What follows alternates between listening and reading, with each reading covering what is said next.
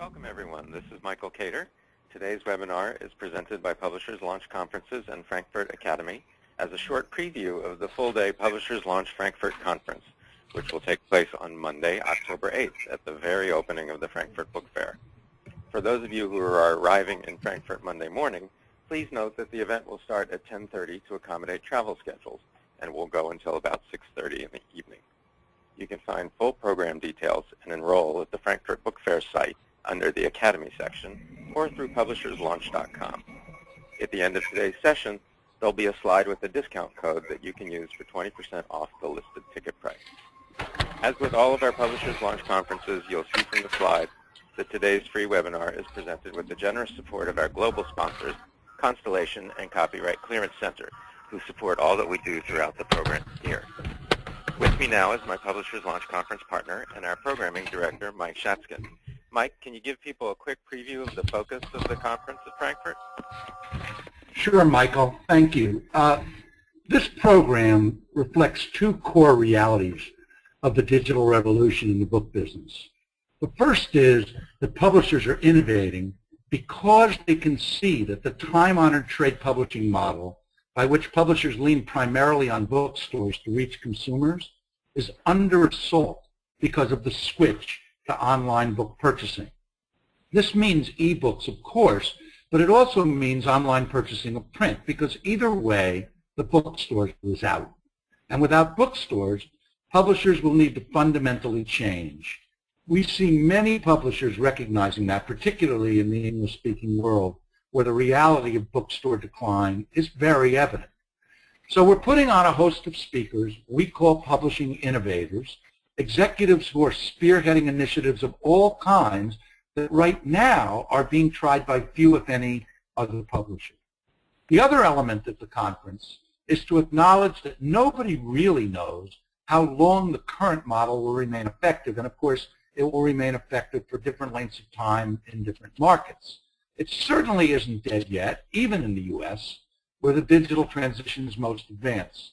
So we'll have another set of speakers who are speaking to the speed and the nature of the digital change. Great. Thank you for that quick overview. Today we have as our guests three of the people who will present in greater detail at Frankfurt. Two of them, Rick Joyce of Perseus Book Group in the US and Marcello Vena of RCS Libri in Italy, are among those multiple innovators that Mike just mentioned.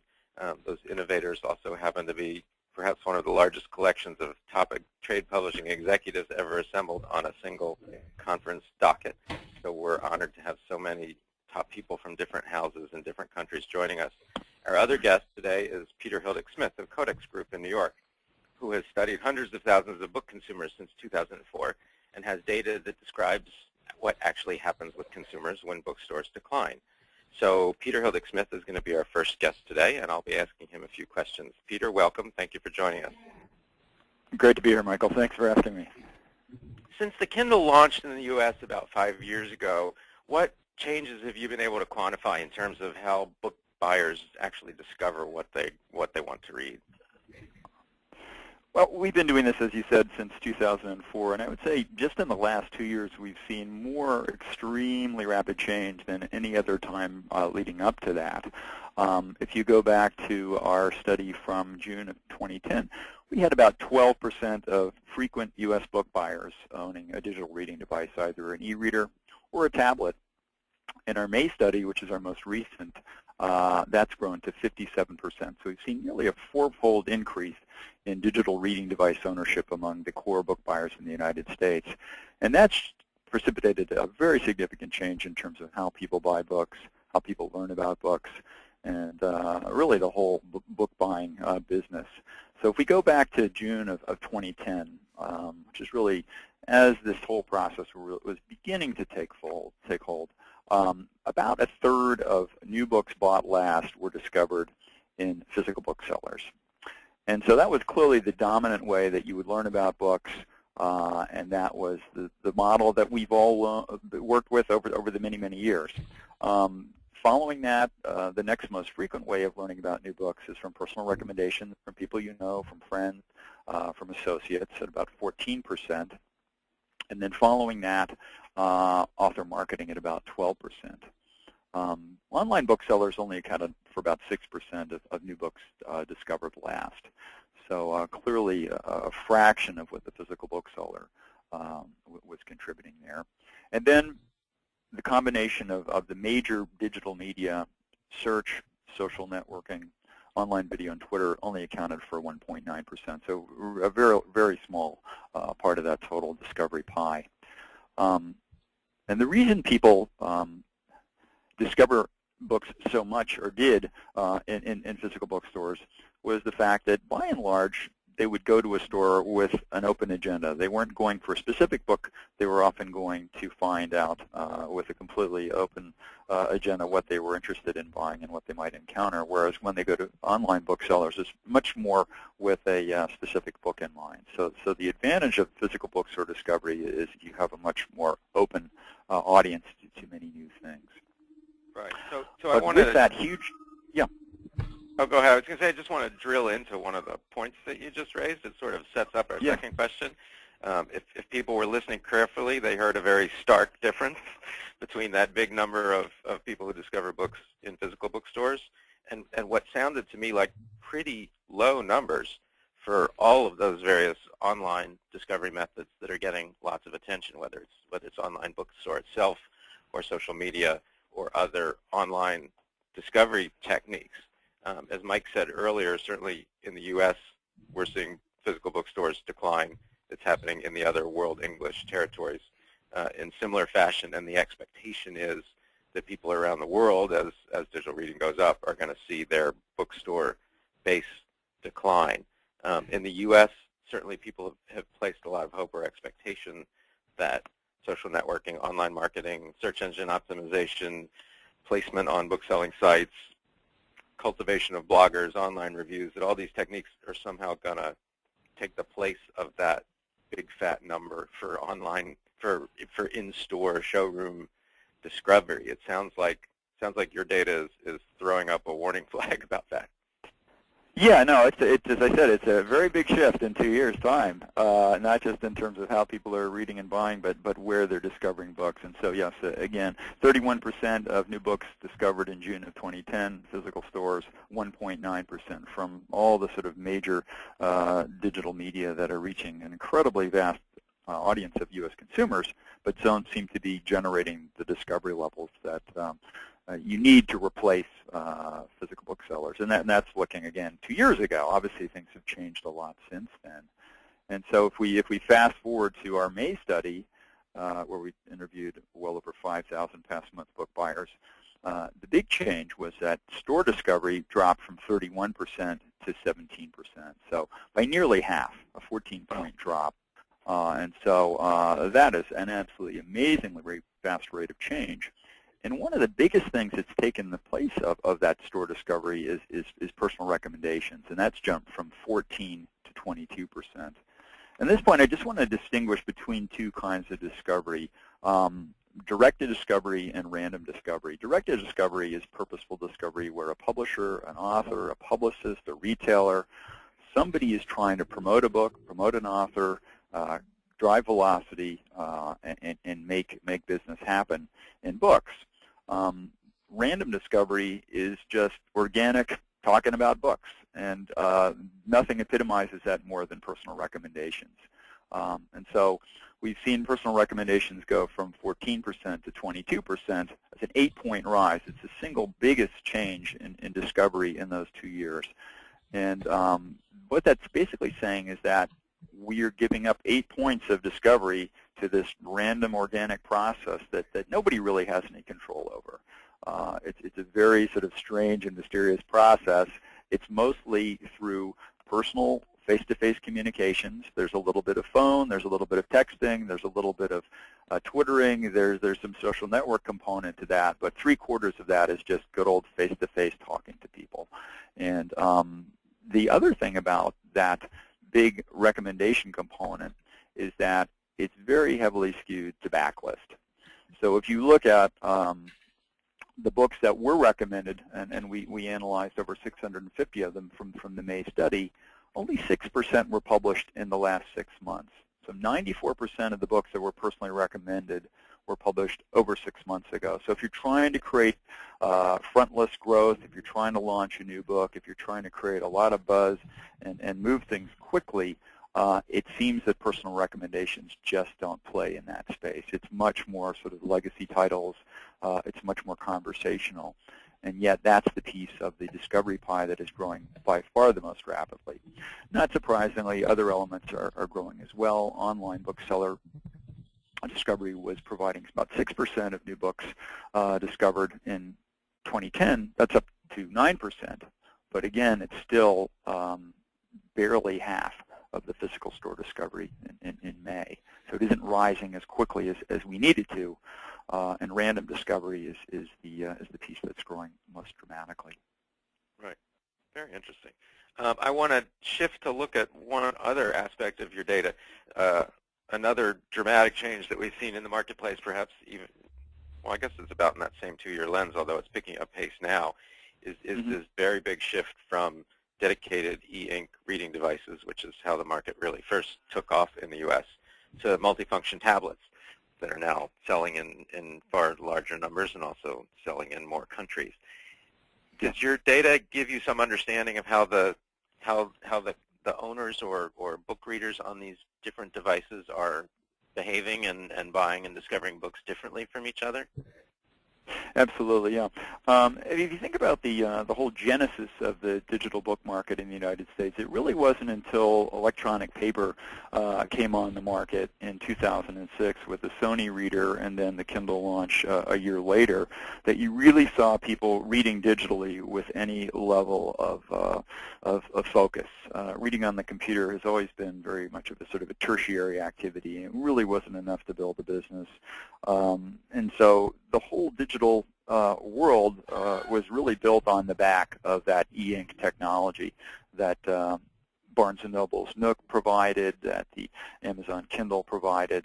And if you look at how people read on those devices, they're largely single-purpose devices. A Kindle owner will read 4 hours a week on their Kindle device, their e-reader device. Which is the vast majority of time spent on the device. Kindle has a little bit more functionality in their e-reader device, but it's very much of a single-purpose device. And up until fall of last year in the United States, the dominant form of reading digitally, the dominant device owned by people who are avid book buyers, was the e-reader. And a funny thing happened through the holidays of 2011. We saw the ownership levels completely flip-flop. And so where before the holidays you had 21% e-reader ownership among frequent book buyers and only 17% color tablet ownership, as of May, color tablets have rocketed from 17 to 43% ownership, and e-readers have grown from 21 to 33. And so it's completely switched. And as we look at what people are planning to buy this coming holiday season, and we're all looking forward to Amazon's announcement on September the 6th to find out what they've got cooking next, we're expecting tablets to grow to 52%.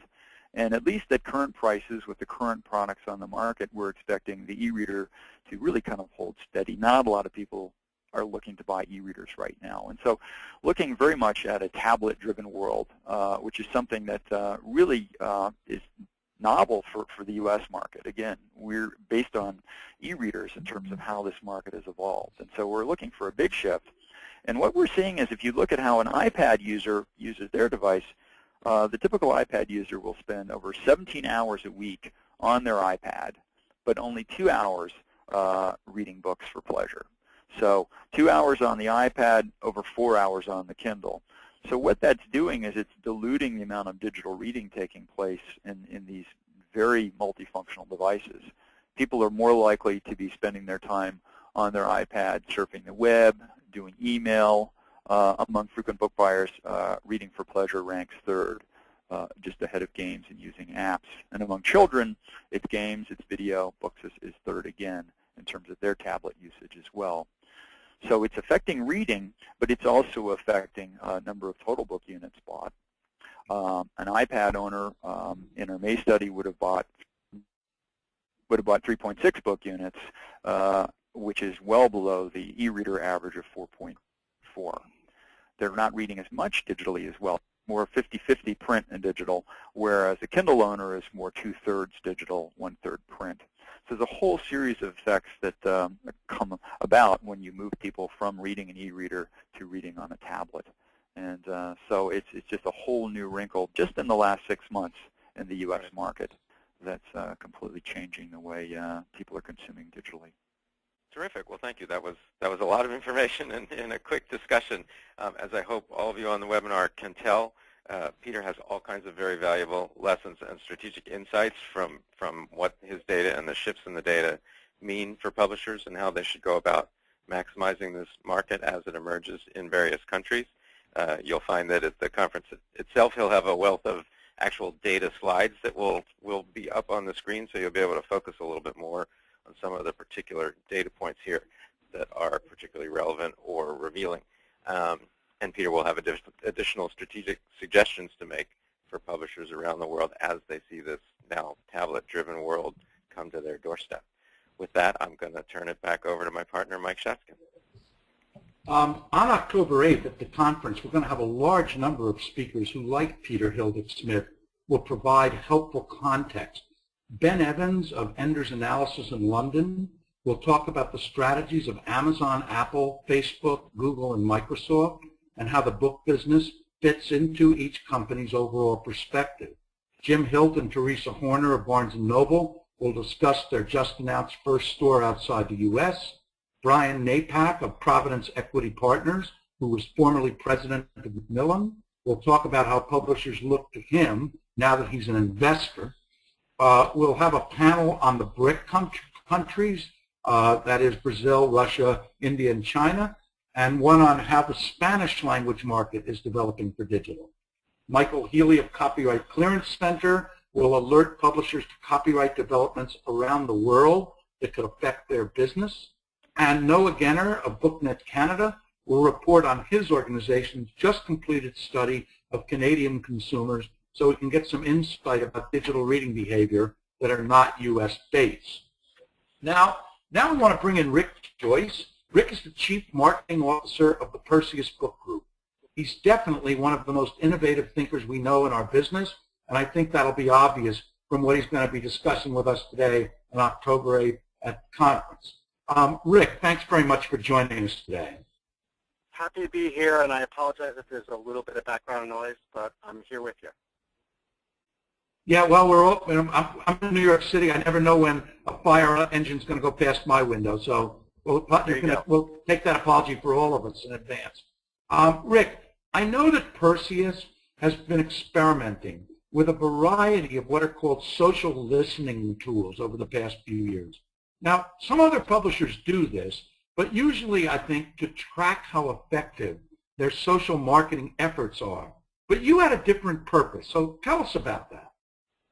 Sure. Well, I think that Peter really set the table for this in a really important way, because as bookstore discovery starts to wane, as we know that it is, he put his finger on what he called, recommendations or organic discovery or directed discovery is rising, and that's the area, that is kind of interesting, unformed, and not entirely understood.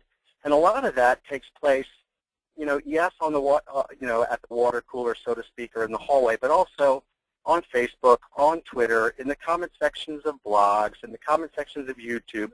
This enormous sea of conversations that's going on, where people are talking about issues or talking about passions or talking about what they're interested in. And there's a set of tools, some very industrial strength and some, sort of free and lightweight, that you can use to parse and sift that enormous sea of conversation. And we've been sort of evaluating those tools over the last year or so. And as you point out, there are really sort of two ways. Well, there are probably a lot of ways to use them, but there are two ways that are interesting. One is to track the conversations about your book. So you look for the mentions, discussion of the author or the discussion of the title of the book. And I know some publishers are starting to use those tools to get a handle on, whether their marketing, whether their publicity, whether their efforts and the author's efforts are starting a conversation. But another way to think about it, and one that we've been digging into, is the notion that conversations are happening all over the place all the time. Some of them, many of them, are relevant to your book or its topic or its arena. And if you could find those conversations and join them authentically, that itself is very valuable. And that notion of saddling up and riding to the sound of the gunfire, to use an old quote, is one that we've been digging into using a bunch of, industrial strength tools, the Radiant Sixes, the Crimson Hexagons, the cover cakes. And having dug into that at this upcoming conference, I can share what works, what's difficult, why that's interesting, and what it implies potentially in terms of new activities and new assets that publishers might need in order to productively engage in the conversations that they find. So it's really, really interesting and very, very early stage kind of work. You really are jumping off from Peter's point, because his point about the word of mouth is that it's so uncontrollable and random, and what you're saying is that you can perhaps identify the places where the word of mouth is likely to happen and do something about it.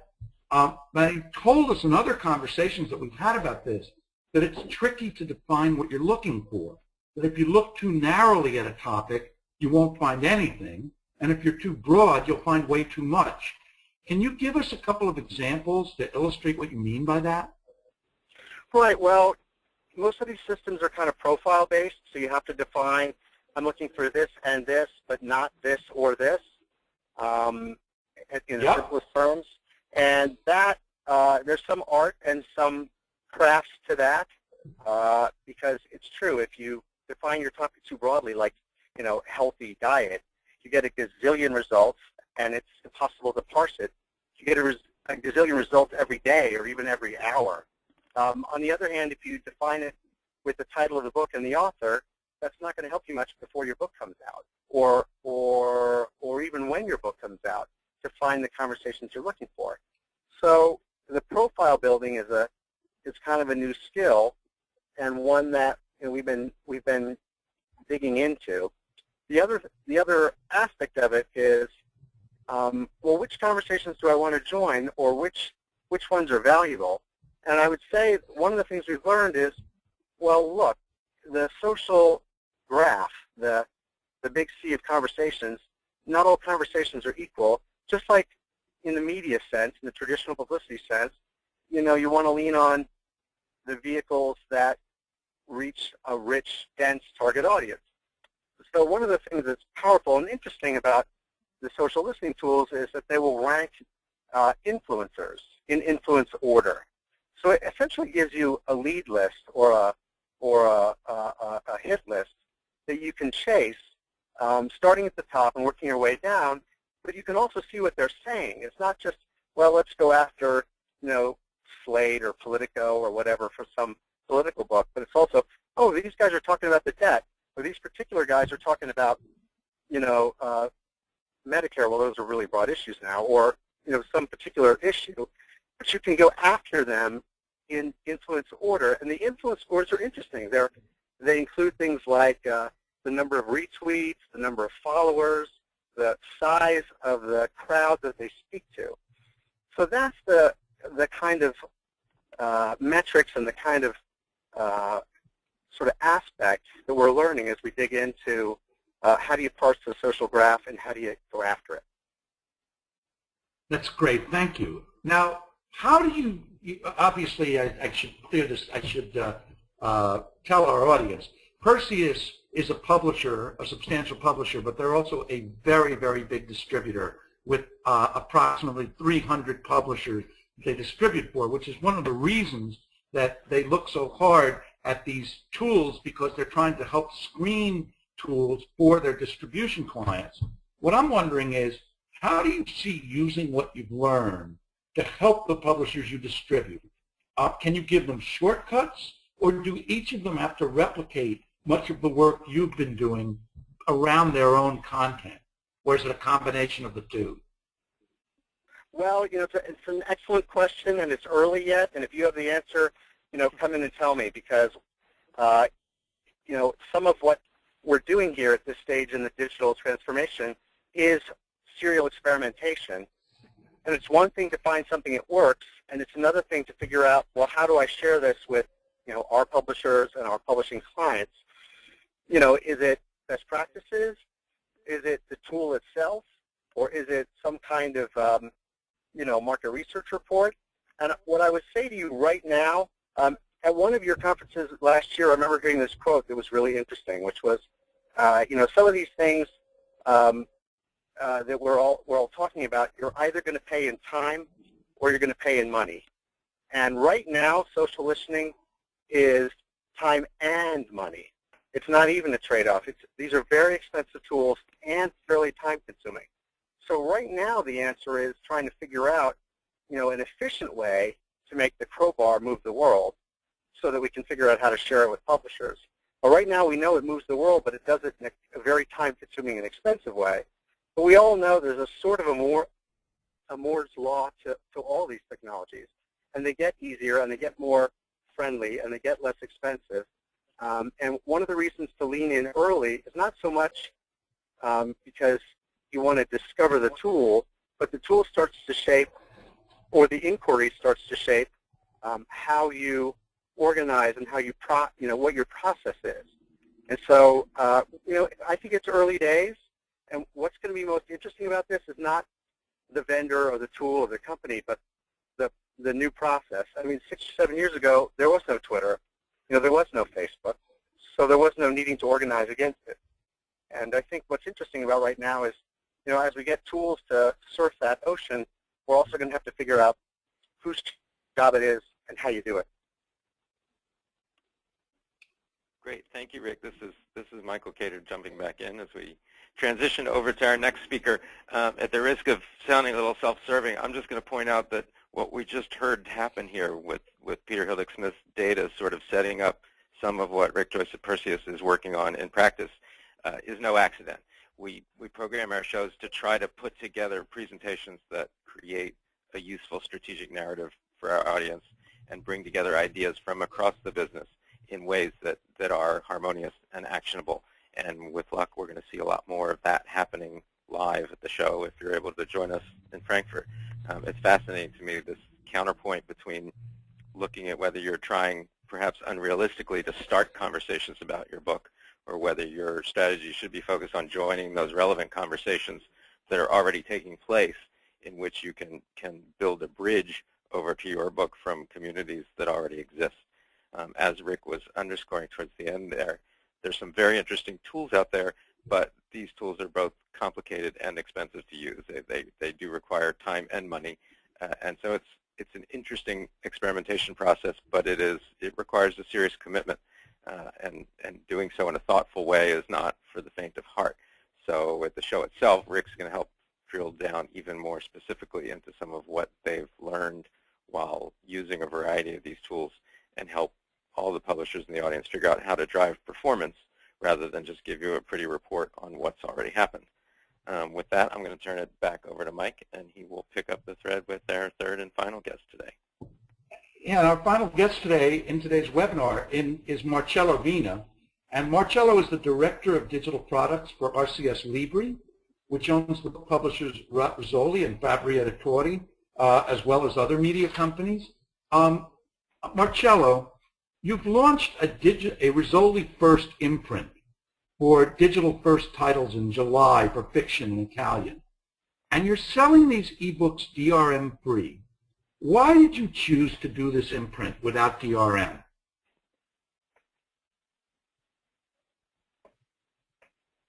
Marcello, are you here?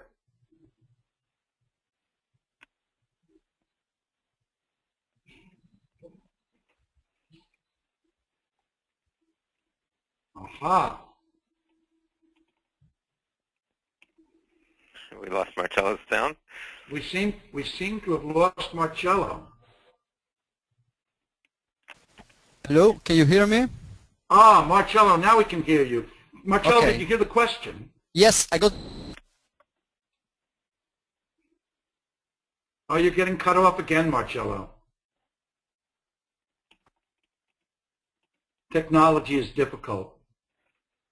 Thanks for your patience, everyone. I think Marcello will be Yes. back in a minute. Marcello, we're not hearing you.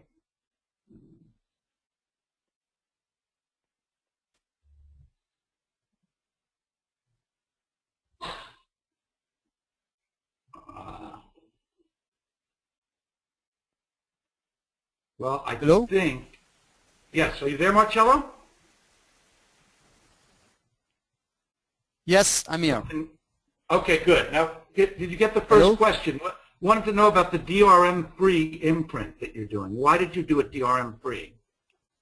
Yes, thank you for the question. The reason why is that we set up this imprint solely first to launch digital title first, meaning that we want to go then later on in print, and to use digital as a way to extend the audience and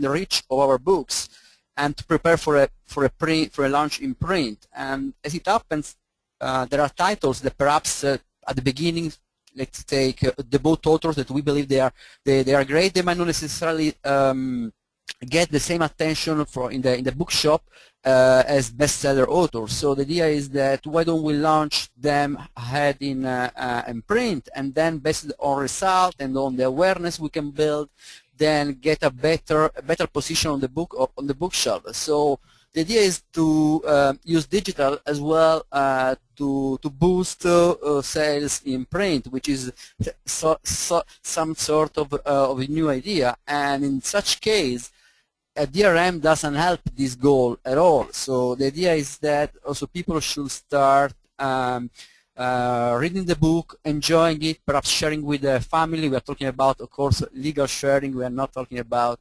illegal stuff. But certainly without DRM it will be easier for people to really enjoy that book. And of course we are in a small growing market that we want to grow quicker and quicker, and having also such kind of contents help also to educate people on electronic reading. That's why we do think that for such imprint, DRM-free is the best choice. The best choice actually is the only one that we see, and this should really help to raise the awareness of the brand in terms of the author, of the new authors, and also in terms of the titles. Actually, I can also add that in this DRM-free imprint, we even have, in some cases, even totally free books that are a small, short book, but that are full books that are meant also to develop a customer base on given authors, so that when really we are going to print their first book, that name, that brand is already known, and we have already a huge number of readers that have downloaded those titles, both paid or free, depending on the kind of product. You know, it's interesting. I'm recalling that in the early days in the U.S. market, 3 or 4 years ago, when most people didn't read ebooks, that giving away ebooks stimulated sales of print books. It was very, very clear, and several publishers' experiments demonstrated that. And this may be an analogous situation in the Italian market because not a lot of people read ebooks yet. I'm also intrigued by the fact that you're publishing one of the Rizzoli first books in English and distributing it to the U.S. and the UK. And then you have a couple of illustrated titles that you're doing in both Italian and English. How are you marketing your English language versions in English language countries, or are you? Yeah, that's thank you for the question. Yeah, I think it will take a while here for me to explain how we are marketing it. But yes, we do market it. In some cases, the idea is, for example, for the Read Story first title, is to give the author the broadest audience as possible, meaning that, of course, apart from Italian audience, all the foreign market is a potential market.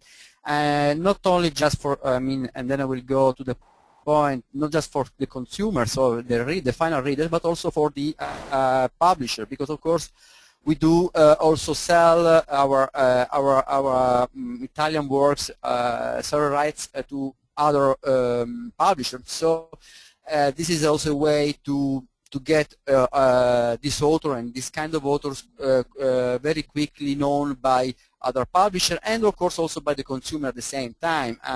We have set up in a traditional way for the online marketing a digital platform, an online website, some instrument like book trailers, interviews, both in Italian and English. So there is a lot of material going around on air on this author so that can be used both for the consumer and also for the other publisher. The idea is also to measure, and it's one of the first experiments, how far we can get there. We can get through this to this approach. Of course, we know that sell the U.S. market to get sizable amount of title or sales, then of course the U.S. publisher are better at this game. So the idea is to get some traction and then to see how from there on we can find partners and to give our author a broader exposure for the moment being. Then later on we will see if we want to jump in the U.S. market directly. And in other cases, though, we have reframed your question in a slightly different way. This is a tricky way, but it's a very interesting. I'm going to share this tricky way. So the question we have answered ourselves is not how we are going to market the English language version in English-speaking country, but how we are going to market such titles to English-speaking countries. Doesn't mean we are not going to go right now in English-speaking countries, but we want to talk to such directly to the customer. The idea is there with illustrated books, where we have accumulated an important experience in building world-class product from a technological standpoint, and since we have also the content, we have realized that we have the opportunity, and we have found a couple of places where the word of mouth that was referred in the previous interview by Rick and Peter, the word of mouth happened, and also happened in Italy with foreign people, so U.S. and UK, but also other foreign visitors. And in that case, the illustrated books are really meant to target this audience with a proximity marketing. Basically, one of the examples we can mention is what's going on right now. We have in Venice one of the most important world-class exhibitions called Biennale for Art, Architecture, and so on. And we also the publisher of all the content, both in Italian and English, in terms of catalog and so on. We have set up over there in the exhibition some kiosk and with Wi-Fi free access, and the people from all over the world, we are talking about 100,000, perhaps million people, that will go there for several months. They will, because we know already, they will buy for sure the print version, but they also can buy the digital version. That is high-tech, high-quality, world-class product, and they can also bring home and then talk to their friends and mates back in the country, and that thanks to our distribution network they can be able to figure out back in their home country. So this is a new way to get really in a unique place. That is the exhibition place, for example Venice, but there are other examples. Even in Florence we can do that, and so on. We get a lot of foreign visitors that are interested into architecture and content, and also they can appreciate illustrated book at world-class level with a lot of technology inside. They look like apps, and not really ebooks, but actually are ebooks, not apps. And then this is a way where we can address directly without, well, in a old-fashioned way, you will say, because it's almost proximity marketing, physical marketing, but it's a different way to get that word of mouth in the place where those experiences are really seen. So the experiment has many, many, many aspects to it. Yes. I have heard that you have managed, despite the fact that the ebook market in Italy is still very tiny, to launch a long series of digital titles this year that more often than not are already beating out the print counterparts. Is that real, and how are you doing that? Thank you, Mike. Yes, actually, yes. I would say that the market size is, nobody knows exactly, but it will be around 1.52% in terms of revenue, but a bit more perhaps, of course, in terms of unit sales. But sure, it's growing, but it's very, very small. Yeah, in this case, we have twisted we follow a different approach. Instead of doing digital first, we're doing digital last, saying we are focused here on the backlist titles. And on the backlist title, we are converting them, and of course, from one side, we could decide to bring them to the market whenever they are ready, or we can also decide something different. And in such case, what we have created is a new concept called collection, and we've taken a very important author, George Simenon, and his collection of Maigret 75 investigation cases, and we have structured them and communicated them in a way that basically every month on a constant every month a few of them they get on the market, and all of them are linked together in this concept so that everybody knows when they happen to buy a book. And we are giving also some book also for free at the beginning so that people could try it and then know about all the projects. So we had some hidden marketing within the free books so that we could also communicate in this way. And the numbers tell us that basically all the first issue that we have started selling in beginning of February have already by end of July actually already by end of July have already met the overall yearly sales of last year in print, and the other, of course, as they go, they will get as well, but on a pro rata way, so based on the months that they've been out there, they are already beating by far the print edition. We've seen basically there is a sort of now people are used to, they know that by the end of the month the new title will come, and they are going to wait for such titles, or even through pre-orders that we can even sell them ahead of time. And there is we've managed to instaurate a mechanism by which basically almost many consumers they really buy all the series, so that basically you don't even need too many consumers to sell all those books at an important with an important number, because really you have a very compliant user that once they are in, they don't opt out.